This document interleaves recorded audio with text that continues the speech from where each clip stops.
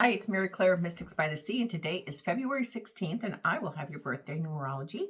Today I pull the Emperor. I love him. He's the father figure in tarot. We have the Empress, who's the mother, the Emperor, who's the father. This is someone who's highly responsible. They're structured.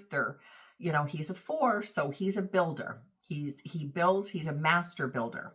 I like to call the Emperor because he has a lot of knowledge, he has a lot of experience, and he really could take something and make something from nothing because he knows how to build it. He's strategic, he's structured, he is someone who's very organized, very intelligent, very highly responsible, mentor.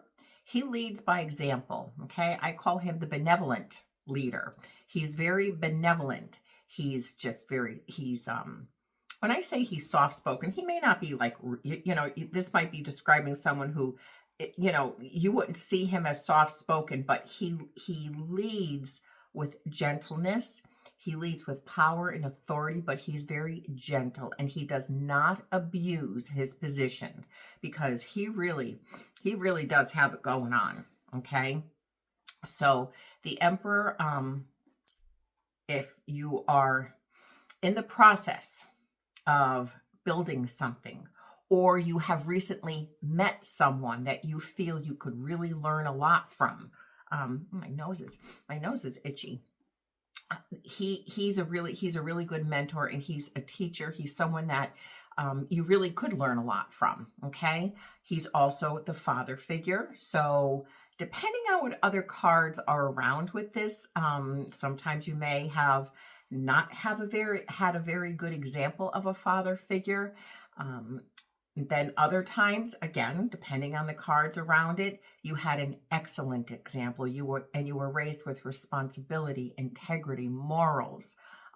You're not a cheater. He is not a cheater. Okay. All right. If it's your birthday today, you have the 7 birth number and a 1 personal year. Okay. 7 birth number is someone who's very intuitive. They're very spiritual. They've come into this life to really tap into that connection, that higher self, that God connection, their intuitive self, their psychic self, whatever you want to call it.